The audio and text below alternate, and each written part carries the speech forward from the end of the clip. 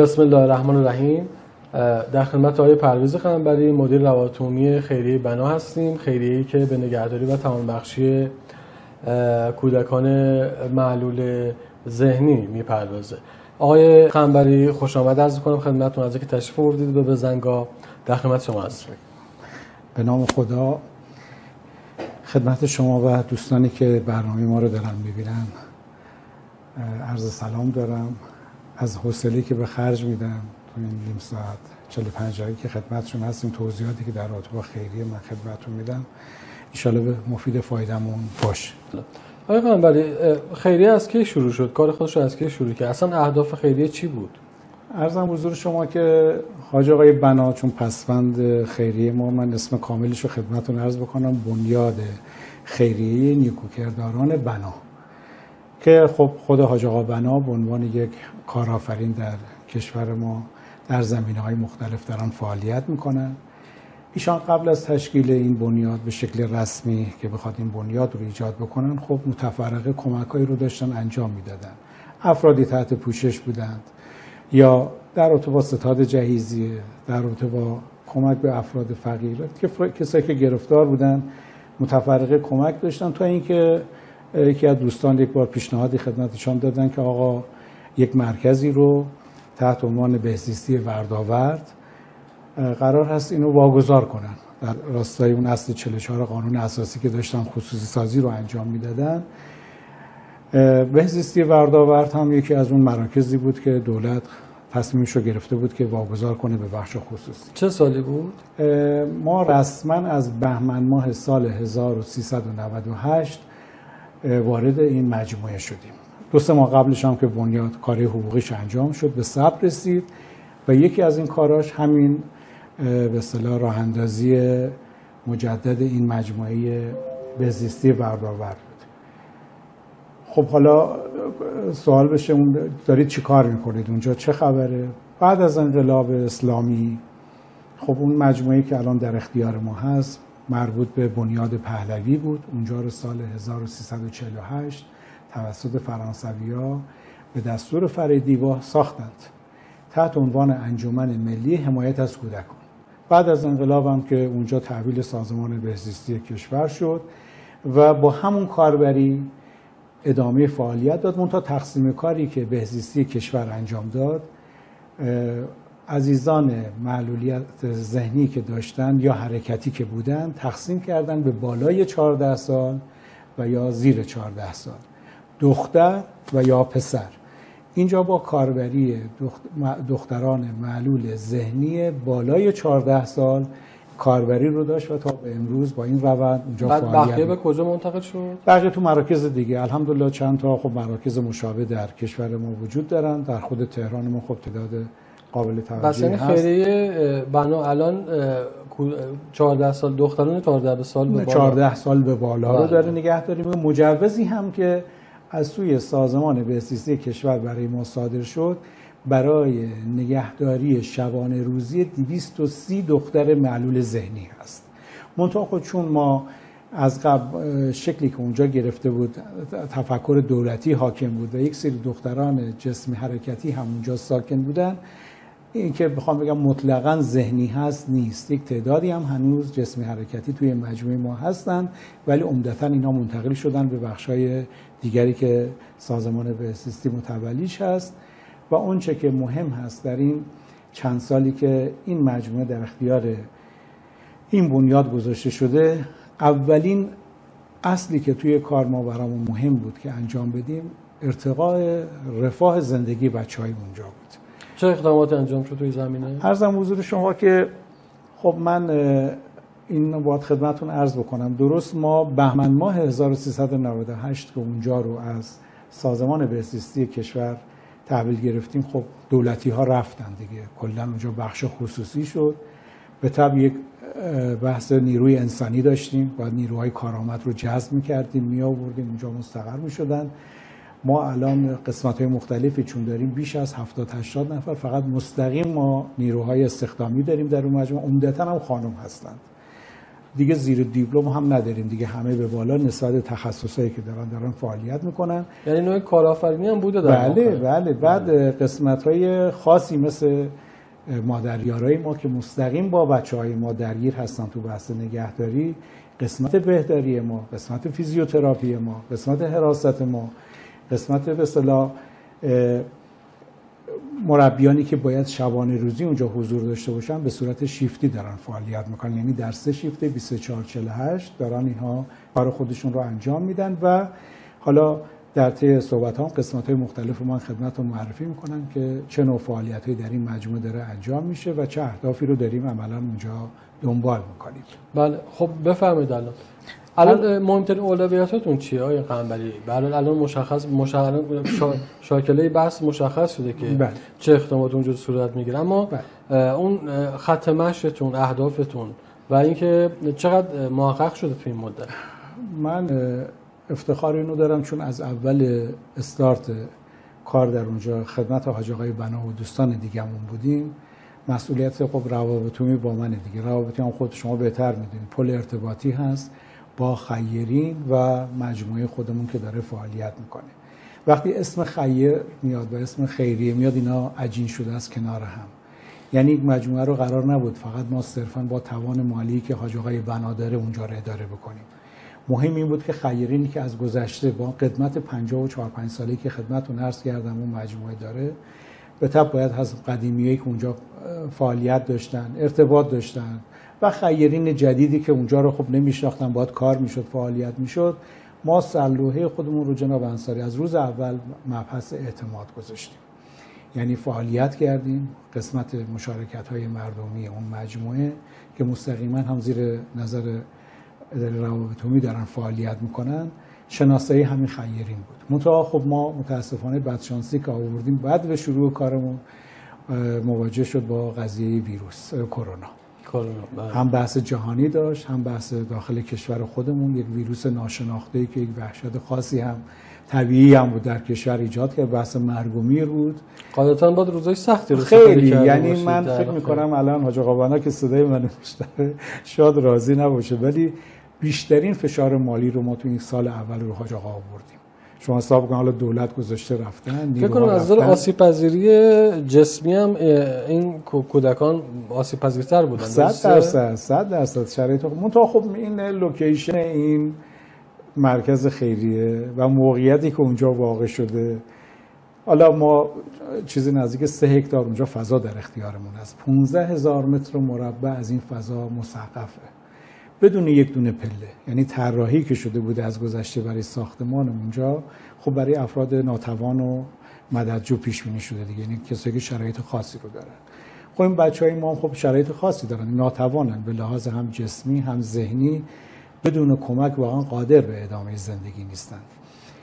اولین کاری که ما باید میکردیم اونجا بحث خود ساختمان بود. ساختمانی که من یادم دقیقاً توی زمستان بود دیگه، چکه آبی که ما از سقف ساختمان داشتیم تا خالی بودن انبار اون مجموعه. یعنی هم باید بحث تغذیه رو درست میکردیم، مسئله دارو رو باید درست میکردیم، یعنی هر جایی که ما دست میذاشتیم مشکل داشتیم. حالا من نمیخوام زیر سوال ببرم، خب ما هر حال دولتی ها شما میدونید که اون کف هزینه ها رو طبیعتاً دارن، یعنی نباید بیشتر از اون توقع داشته باشیم. بخش خصوصی وقتی ورود پیدا میکنه رسالت خاصی به عهده‌اش هست، یا نباید بیاد یا وقتی اومد دیگه باید جانانه اونجا مایه بگذاره و کار بکنه. خب یک تیم تخصصی کنار حاج آقا قرار گرفتن، اومدن شروع کردیم. ما خب یک سری باید اعتماد سازی میکردیم، اول خود ساختمان رو باید تجهیز میکردیم. من یادم رو بحث سیستم برقمون، تابلوهای برقمون، تأسیساتمون، موتورخونه‌مون، آبمون، تأسیساتمون، آب تصفیه‌مون، هر جایی که ما دست می‌ذاشتیم می‌دیدیم که یک مشکلی وجود داره. ولی اولین بحثمون بحث بهداشت و درمان بچه‌ها بود، یعنی اولویت بندی که برای خودمون نکته آقای قنبری این که به هر حال این موضوع یک موضوع تخصصیه، این نحوه برخورد با این نوع به هر حال افرادی که آسیب پذیرن توی جامعه به خصوص معلول ذهنی یک بحث علمی بیشتر تا یک بحث حالا بحثای مثلا دیگه. چقدر به روز بودید و نسبت به علم روز دنیا تو این زمینه کار کردید؟ عرضم حضور شما که خب خود ما، حالا من خودم که تو این قسمت خبر داشتم چجوری، ولی مستقیم درگیر اینجور مسائل نبودیم یا سایر دوستانمون. منتها افرادی که جذب شدن متخصص این کار بودن. مثلا ما مسئول فنیمون کسی بود که 30 سال در بهزیستی کار کرده بود و به عنوان مسئول بعد از بازنشستگیشون ایشان استخدام شد به مجموعه ما. و همینطور یک سری دیگه کارشناسانی که از روانشناسامون گرفته بودن، مربیای مختلفی که بودن مختص به همین تخصص استخدام شدن تو مجموعه. و مادریارا هم که الان به بچه‌هامون دارن مستقیما سرویس میدن، عین یک مادر طرف خشکشون میکنن. کسایی که خب اولا کار دلیست، یعنی علاقه‌مندن به این کار. دوما کسایی بودن که تجربه این کارو داشتن. یعنی ما ترجیحاً هم جوانگرایی برامون مهم بود در وهله اول، یعنی کسایی که میان توانمند باشن، بتونن کار کنن، وقت بذارن. شما 24 ساعت با آدمای غیر معمول داری کار میکنی. فرق میکنه با یک کسی که با یه تذکر، با یه صحبت بتونه کار شخصیشو خودش انجام بده. جناب انصاری بعضی از اینها برای استحمامشون، برای غذا خوردنشون، برای خوابیدنشون، برای هر کار شخصی که دارن، مثل یک بچه چند ساله مثلا 6 7 ساله شما چجور باش رفتار میکنی. یعنی این شکلی وضعیت ما. خب حالا اینا درجه بندی دارن. ما یکی از کارهایی که انجام دادیم، خب به خاطر که بیشتر حواسمون باشه به این بچه‌ها، اومدیم 10 تا پاویون در اختیارمون هست اونجا. هر پاویون ما حدوداً بین 20 تا 25 تا دختر توش نگهداری میشه. اینا رو آوردیم با توجه درصد معلولیت ذهنی که دارن مجازاشون کردیم. فرض کن یکی از پاویونای ما 20 تا 25 تا دختر ما، شاید یک مادریار بیشتر اونجا نیاز نباشه بهشون رسیدگی بکنه. خودشون کارهای شخصیشون رو انجام میدن، غذاشون رو میخورن، داروشون رو میخورن، فعالیتایی که دارن طبیعی دارن کارشون انجام میدن. ما در یک پاویونی شاید 3 تا مادریار باید مستقر کنیم به خاطر شرایط خاصی که اونها دارن. به خودشون لطمه نزنن، آسیبی نخورن، سرویس بهداشتی میخوان برن، استحمامی میخوان انجام بدن، حتما اینا باید کمک یک مادریار در کنارشون مستقیمی فعالیت رو انجام بده. خب ما برامون یکی خود ساختمان، تجهیزات ساختمان، بروز شدن ساختمان برامون مهم بود.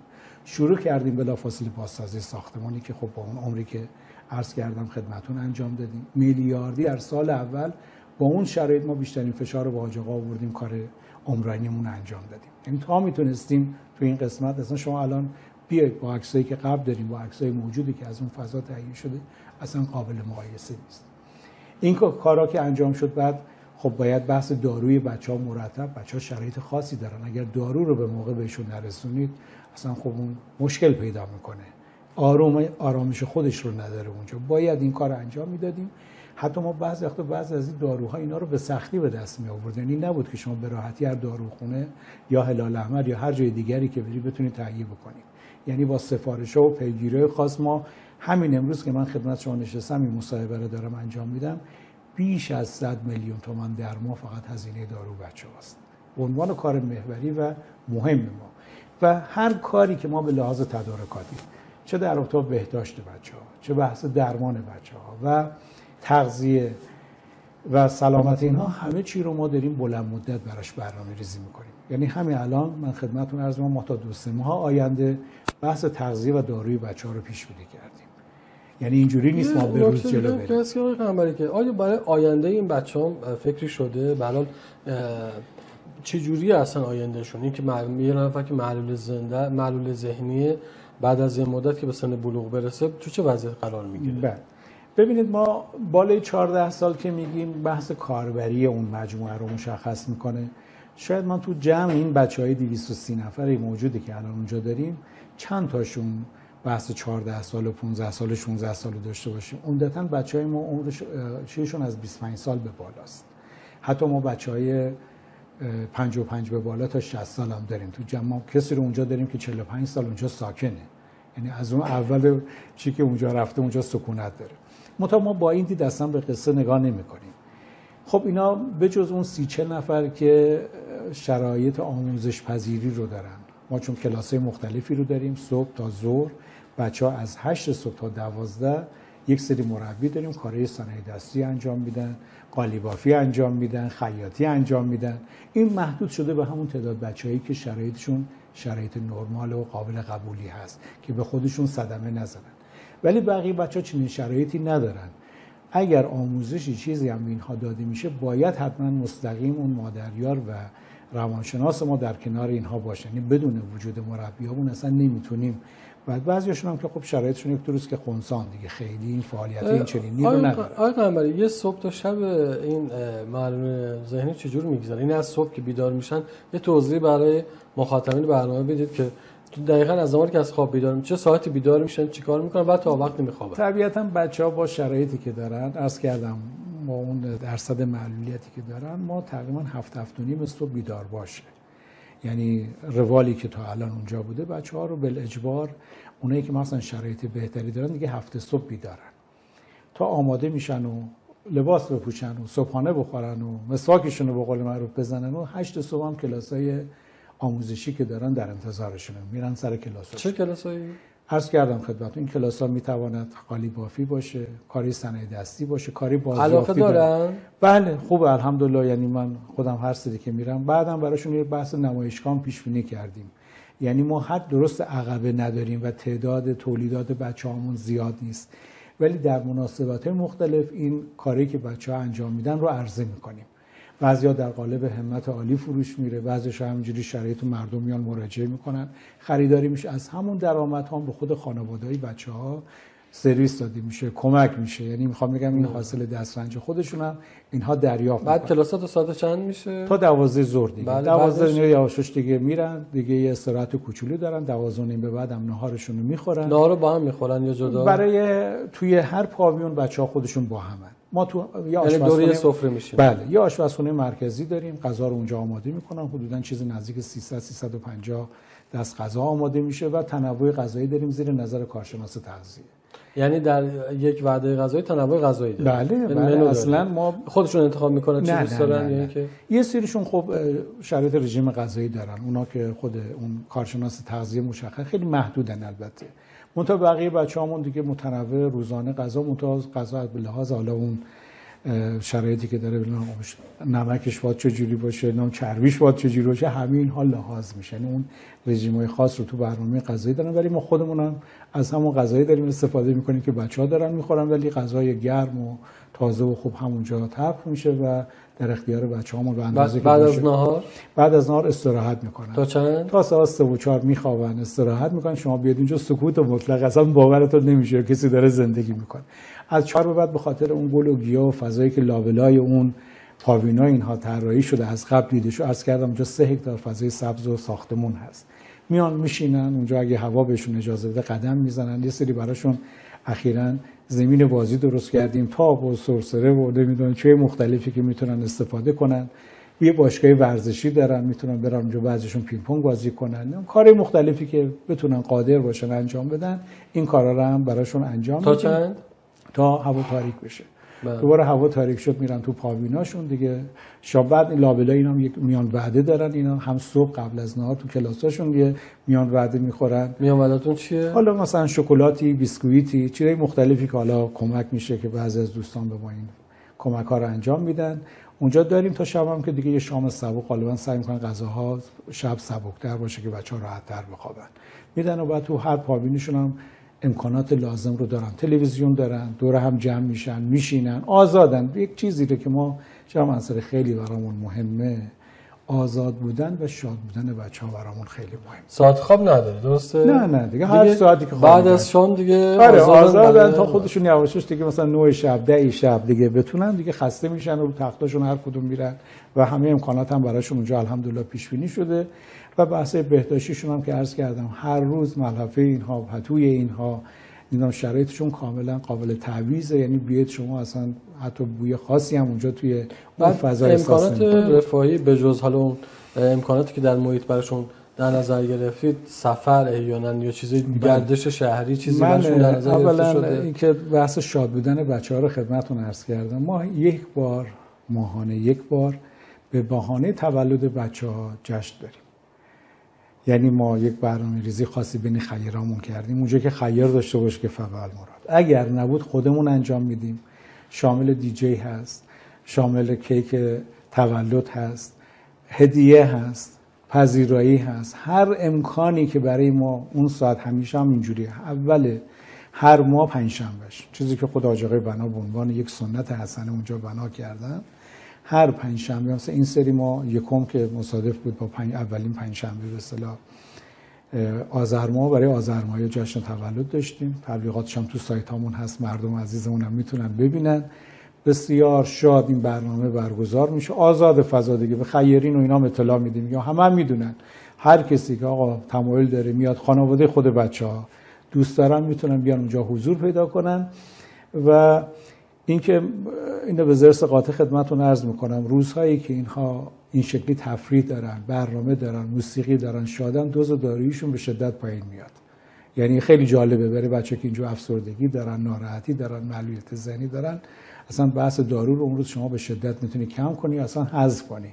یعنی اصلا مشکلی تو اون روز این بچهای ما پیدا نمیکنن، چون به اندازه کافی رقصیدن، خوشحال بودن، خندیدن و ازشون به نفع اصلا پذیرایی شده. و هر وقتم آمار میگیریم، سوال میکنیم، من خودم شخصا با چقدر این بچه‌ها قدردانن و خوشحالن از این و خیلی اصرار دارن که این تکرار بشه. آقای قنبری، الان نکته من داشتم این خدمتتون عرض می‌کردم، ببخشید تو کلام شما رو من قطع میکنم. برنامه زیارتی براشون داریم. مثلا سال گذشته من بچه‌ها رو حدوداً 70 نفرشون رو بردم مشهد. خودم مسئولیتشون رو داشتم. رفت آمد مشکل پیش با قطار نخیر بودن، چند تا از مادریارا مربی‌ها با هم بودیم. رفتیم تا با قطار خیلی راحت ترین دیگه، یک بار سوار میشن، یک بار پیاده میشن. تو مشهد هم که خب تو هتلی که مستقر شده بودیم نزدیک بود به خود حرم رضوی، از اونجا راحت یکی دو بار زیارت رفتیم، یکی دو بار همون بازار اطراف چرخیدیم. حالا شاید مثلا بین این من اغراق نباشه بگم 60 تا حداقل 50 تاشون رو میتونستیم برای زیارت راحت ببریم بیاریم. و این بحث نوبتیه، یعنی ما هر سری هر شرایطی که برامون دست بده، توی تهران، شاه عبدالعظیم، نمیدونم هر جایی که پارک خانوما که الان هست در خیابان طالقانی، هر جا شرایط فراهم باشه برای بچه‌ها، باغ وحش، بچه‌ها رو بتونیم میبریم از اون فضا میاریم میشون بیرون، یه خورده‌ای حال و هواشون نکته یا تالارهای پذیرایی اطراف ما تو ورداور میدونید زیادن. بعضی از خیرین دعوت میکنن مثلا آقا در تالار فلان میخوایم بهشون نهار بدیم. بچه‌ها رو 70 تا 80 تا 100 تا بستگی داره اونایی که آمادگی دارن، میرن با یه دستگاه، دو دستگاه، سه دستگاه اتوبوس اونجا نهارشون رو میخورن و میان. باز اینم از اون برنامه متنوعی که براشون این شکلی پیش میاد. الان بحثی که برای خیریا حائز اهمیت حمایت هاست. چقدر خیرها کمک میکنن و دولت چقدر کمک کرده؟ آیا تو این زمینه اگر چالشی وجود داره بفرمایید. خواهش میکنم. ببینید من نمیدونم، خیلی ما بنا نداریم توی این صحبت هامون جایی که حالا عمومیت پیدا میکنه مردم میشنن انتقاد بکنیم، چون حالا به هر حال دولت به هر شکلی دنبال اینه که یه خورده فراغ و بال پیدا بکنه، از بار مالی بعضی از مسائل خودش رو آزاد کنه. به خاطر همین خب میاد بخش خصوصی رو وارد میکنه تو این مسئله، چون میداند هم اینا بهتر مدیریت میکنن، دلسوزانه تر کار میکنن و هم بار مالی از دوشش برداشته میشه. من نباید این حرف رو بزنم، باید مثلا خودتون بیاید ببینید، مردمی که صدای ما رو میشنون خودشون بیان ببینن. اصلا شرایط ما با 4-5 سال گذشته قابل مقایسه نیست جناب انصاری.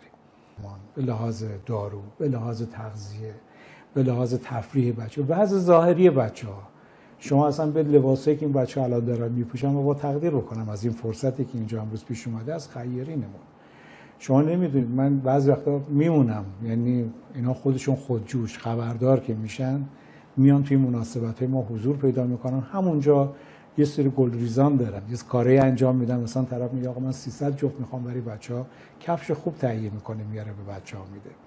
یکی میاد بحث لباس رو تقبل میکنه، یکی بحث تغذیه بچه‌ها میاد آقا من روغن، رب گوجه فرنگی، نمیدونم ماکارونی چه آقا برای 2 ماه چقدر نیاز دارید شما. خب میگم این یک وقتایی یه اتفاقاتی میفته. من خدا همین اخیراً یکی از خانم‌ها خدا خیرشون بده یک 500 کیلو یه 150 کیلو مرغ مثلا آورده بود برای بچه‌ها.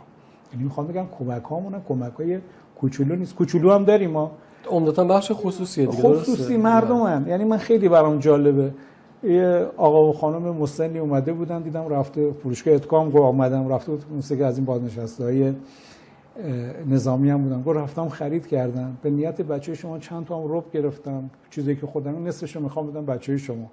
ببینید اون کمک کوچیکیه ها، ولی خیلی ارزشمنده. یعنی کسی که از اون چیزی که خودش داره، بضاعتی که داره میگذره، میاد بچه تا افرادی که حالا قلمای درشتر دارن کمک میکنن. ولی یک سری شرکت‌ها رو ما داریم از روز اول یا علی گفتن تو الان پای کارن رو دارن کمک میکنن که من بذار اسم ببرم، اشکال نداره. مثلا شرکت تولید صنعتی میهن یکی از شرکت‌های بوده که روز اول ما یک تلفن زدم به جناب پایداری، گفتم آقا ما اومدیم اینجا مستقر شدیم، توقع داریم. از اون روز تا به امروز ایشان ماهانه 480 بسته نیم کیلویی پنیر برای ما میفرسته. یعنی صبحانه بچهای ما دیگه بیمه است دیگه. و شرکت‌های مثل کوروش، شرکت‌های مثل مام که اطراف ما هستن، اینا اصلا هر زمانی که مشارکت ما، مثلا شرکت ما تولید همبرگر دیگه، میگیم می‌خوایم به بچه‌ها فست فود بدیم، ایشان شاید در ماه 2 جلسه برای ما انواع اقسام همبرگرهای تولیدی که دارن برای ما میفرستن و ما بچه‌ها داریم میدیم. یا خیرینی داریم که مثلا بحث پیتزا بچه‌ها عاشقشان دیگه، بعد حالا امکانی که اونجا الحمدلله برای ما فراهم شده میان و به لحاظ تغذیه بچه ما چقدر خوشحالن توی وضعیت، توی شرایط. منتها دغدغه داریم همیشه روی این بحث کمک ها. دغدغه رو مطرح بفرمایید. ببینید در حال ریزش خیر هست، خسته میشن، شرایط اقتصادی کشور رو شما در نظر بگیرید. یک نفر شاید تداوم نداشته باشه که شخصی رو داریم فرض فرمایید 50 تومان کمک میکرد، شد 30 تومان، شد 20 تومان، شد 10 تومان، یا شاید دیگه مثلا جای دیگه داره کمک میکنه، من نمیدونم، ولی ارتباطش با ما قطع میشه. ما مجبوریم این خیر جدیدی رو جایگزین کنیم.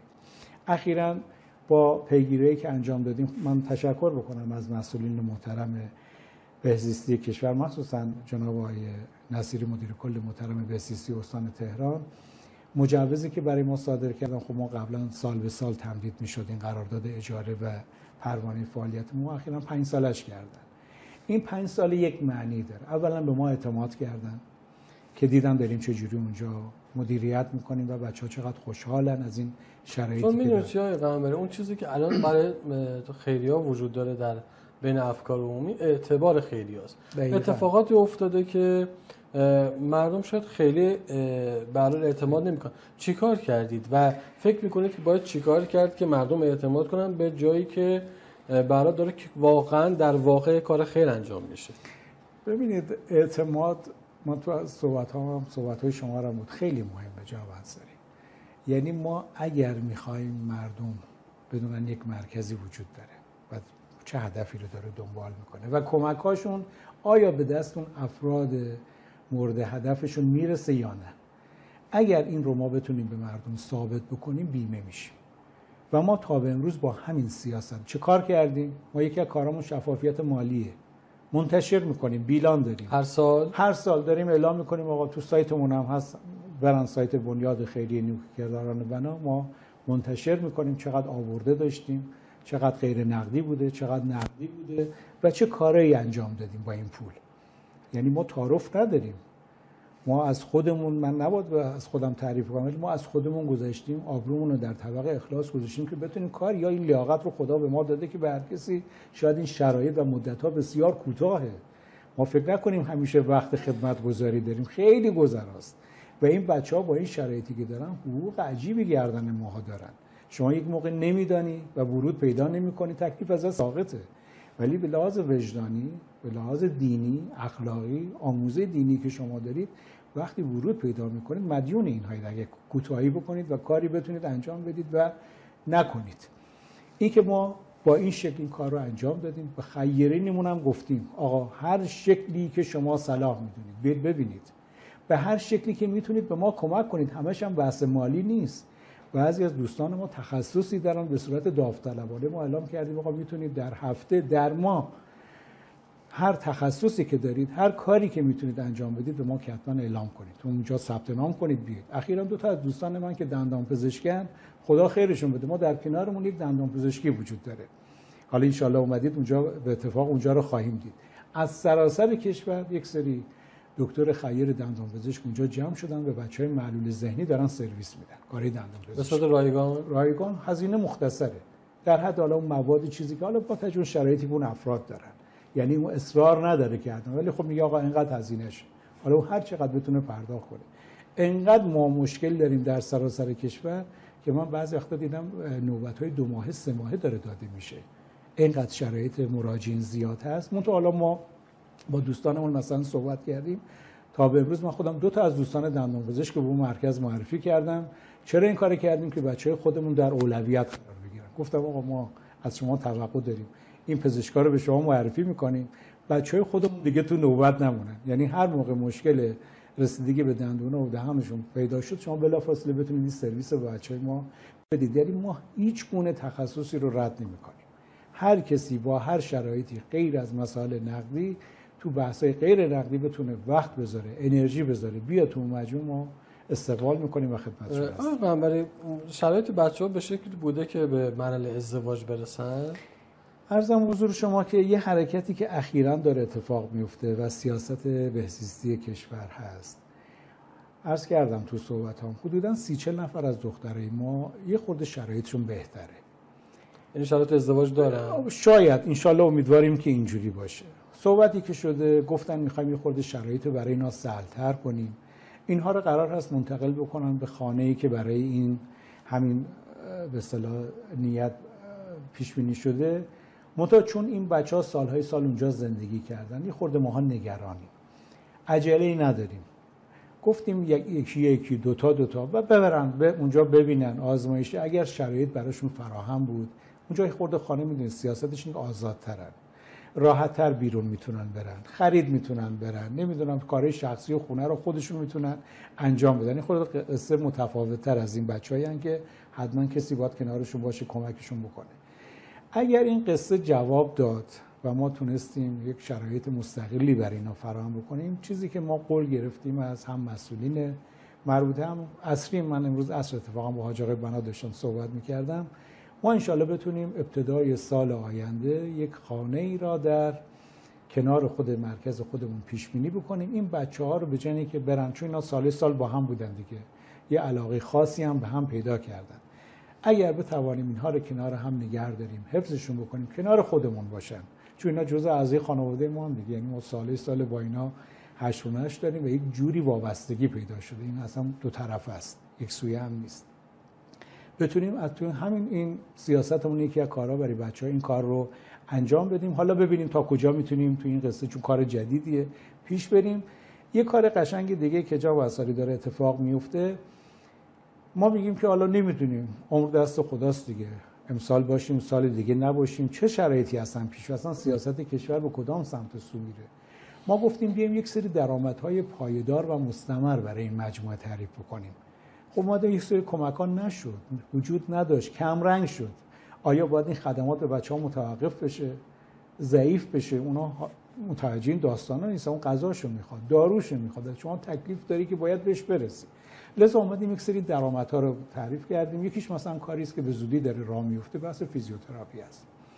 با تجهیزات روز یکی دو تا خیر هم اعلام آمادگی کردن، یک در مستقل هم براش پیش بینی شده اونجا از خیابون اصلی که هم مردم بتونن از اون امکانات اون منطقه بیان بهره مند شن، هم بچه‌های خودمون در اولویت از اون امکانات برای بحث توانبخشیشون بتونیم استفاده بکنیم. مورد دوم بحث داروخانه هست. ما هر ماه داریم دارو تهیه می‌کنیم. با مسئولین بهزیستی صحبت کردیم، گفتیم آقا ما چی کار بکنیم؟ ما دنبال یک کار درآمدی بود، چی می‌خوایم؟ گفتیم می‌خوایم مجوز داروخانه به ما بدید. خب ما داریم متخصصین هم در کنار ما دارن، گفت انجام میدیم. ما این مجوز داروخانه رو بگیریم، باش بچه‌های شهرداری منطقه 21 یا حوزه‌ای که ما هستیم صحبت کردیم، گفتیم آقا ما یک مجوز می‌خوایم اینجا در اصلی بذاریم، مردم بتونن راحت رفت آمد کنن، داروشون رو تهیه کنن که الحمدلله بحث مقدماتی همه مثبته. یعنی میخوام بگم شروع کردیم، داریم یواش یواش میریم. امکانات نون لواش، تولید نون لواش رو داریم اونجا. تا به امروز حالا اونو داشتیم، امکاناتشو داشتیم، برای بچه‌ها پیتزا و یه سری کارهای دیگه می‌کردیم. حالا خودتون درست می‌کردید پیتزا رو اونجا؟ بله. حالا می‌خوایم از همون امکان استفاده کنیم، سهمیه آرد بگیریم از طریق استانداری محترم و فرمانداری تهران، آقا بتونیم اونجا نون تولید کنیم. خب نون که تولید شد، همین خود اون بخش کارگری کارخونه‌هایی که اطراف ما هستن، همون آرم خیریه رو شما بزنیم، خب نون رو میتونیم تازه و راحت براشون عرضه بکنیم و خود بچه‌ها رو میتونیم درگیر کنیم. یک سری بچه‌هامون هم میتونن توی راستا فعالیت کنن. و مسائل بسته‌بندی حبوبات چه مختلفی در اون توی دستور کار دادیم. چرا سوال کنید که چرا تا به امروز نکردید؟ دلیلش بود که ما سال به سال قراردادمون تمدید میشد. ولی الان 5 ساله شده. 5 ساله برای بخش خصوصی توجیه داره بیاد سرمایه‌گذاری بکنه. یعنی طرف میگه خب من قراره بیام 1 میلیارد تومان، 2 میلیارد تومان، 1 میلیارد تومان اونجا سرمایه‌گذاری کنم، توجیه داره بیام این امکانات و ماشینالات رو بیارم، تو 2 سال 3 سال سرمایه‌مو به خودم برگردونم، خب بقیه‌اش هم مثلا برام سود باشه، بتونم فعالیت بکنم، ادامه بدم و یه بخشی خب به تبع از این درآمد مربوط به خیریه خواهد. این که این حالا امکانات رو ما داریم به این شکل آماده می‌کنیم، امیدوارم در مجال بعدی که خدمت شما میرسیم ما خبر از این درآمدها و فعالیت‌هایی که جنبی کنار این مجموعه‌مون ایجاد شده بدیم که بگیم آقا به هر حال این مرکز امروز خودگردانه. اگر ما بخوایم از این مجموعه منفک بشیم بریم، اونا دیگه دغدغه‌ای ندارن، میدونن یک درآمد پایدار ثابت دارن. من یکی از کاری که خودم تخصصم بحث نیروگاه خورشیدی هست، همین الان یک مجموعه رو داریم در قم مدیریت می‌کنیم. یکی از کارهایی که الان تو دستور کار خودمون گذاشتیم از بخشی از پشت بام خودمون مجموعه بیایم پنل خورشیدی رو کار بذاریم، از اون محل درآمدی که اون داره خب خود خیریه رو هم بتونیم تامین کنیم. یه میدونید نیروگاه خورشیدی که سرمایه اولیه میخواد دیگه، شما یه رقمی رو سرمایه گذاری میکنید تا 20 سال با دولت شما میتونید قرارداد خرید تضمینی داشته باشی و هر ماه با توجه به تولیدی که میکنید به صورت آنلاین به شبکه پول دریافت کنید. ببینم ما به عنوان یک کار باقیات صالحات برای بچه‌ها بذاریم و اون مجموعه بتونه به اون شکل قطعا این مسئله درآمد پایدار تاثیرگذار خواهد بود. حالا به آقای قنبری، آیا خاطره‌ای هست از بچه‌ها که برای مخاطب جذاب باشه، یا بچه‌ها یا فرد خاصی که برای اونجا بوده، شاید الان شرایط دیگه‌ای داشته باشه، شاید الان وارد جامعه شده باشه، داره مثل فرد عادی زندگی میکنه، یکی دو تا خاطره برامون بگید که برای مخاطب جذاب باشه. عرضم حضور شما که خب ما اون اوایل که اومده بودیم یکی دو تا از بچه‌هامون حالا چون اسم بیارید اگر حالا شاید راضی نباشن، من حالا چون اونا رو دیگه اون اوایل کار بود، چون اینا فرزندان جامعه محسوب میشن. دقیقاً اینا مثلا معلولیت جسمی حرکتی بودن، مشکل ذهنی نداشتن، مثلا من شاهد ازدواجشون بودم. مثلا این بچه‌های ما خب میدونید بحث بچه عاطفی که دارن دخترن دیگه، اینا برای ما که تعارف هم نداریم، هر کدومشون وقتی خصوصی باشون داری صحبت میکنید یه عشق و علاقه بچه کوچولی رو که میبینن، من شنیدم دیدم مثلا دارن صحبت که میکنن مثلا دوست داشتن خودشون هم یه بچه داشته باشن. یعنی با اون شرایط ما یه وقتی فکر نمی‌کنیم، مثلا میاد میگه بابا اصلا ما رو آقا رو اینا رو بابا صدا میکنن دیگه. مثلا من دوست داشتم مثلا این آقا مثلا همسر من باشه. مثلا شما نمی‌دونید ما دلمون قنج میره برای این بچه‌ها با این شرایط، از اونورم خب دلمون میشکنه که این بچه اینجور احساسی داره، اینجور شرایطی رو داره، ولی خب امکان ازدواج واقعا براش نیست. این فردا نمیتونه بچه رو به دنیا بیاره یا بچه رو بخواد نگهداری کنه، ولی این احساس رو جناب انصاری دارن. این بچهای ما عجیبن.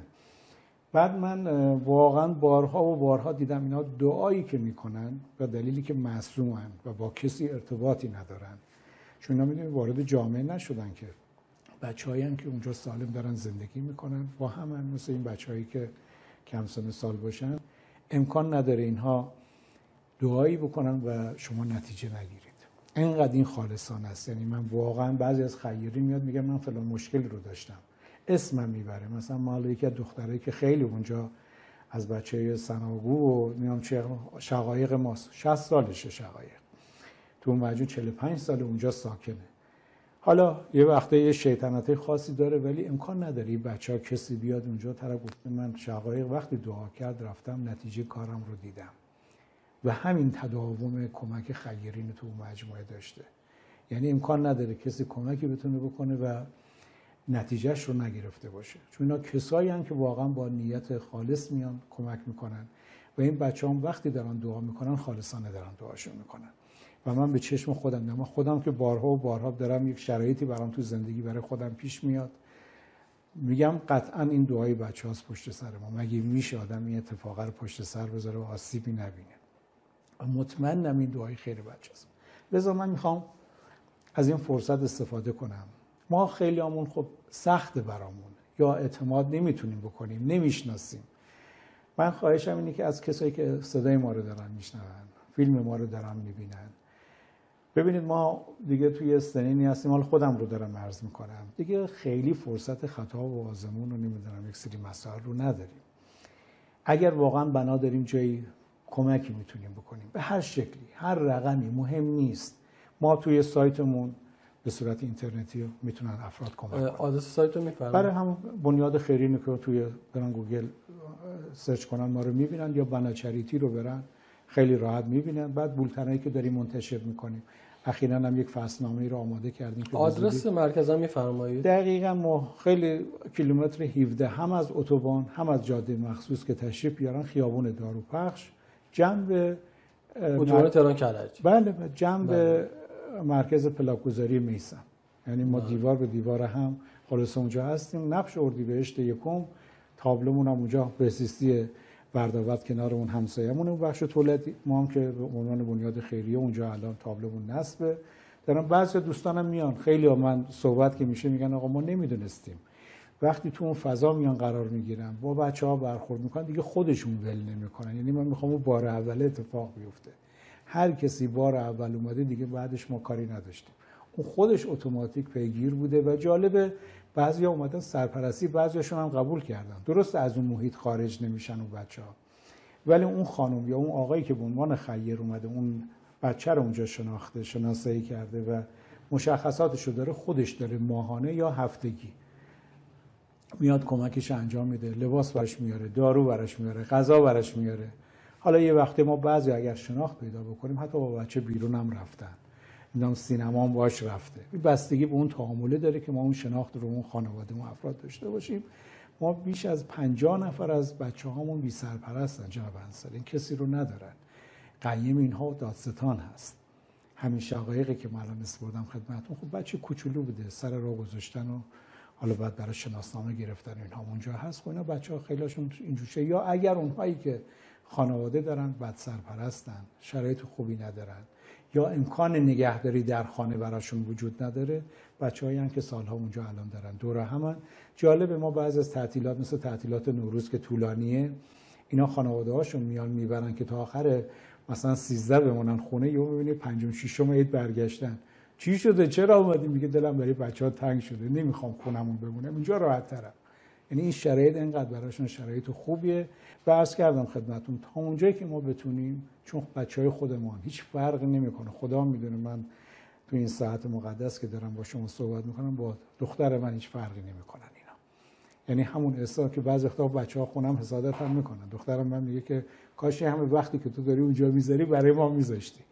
یعنی یک علاقه عجیبی این بین ما حاکم هست و بعضی وقتا یه مشکلاتی که براشون پیش میاد باور بفرمایید برای ما اصلا قابل تحمل نیست.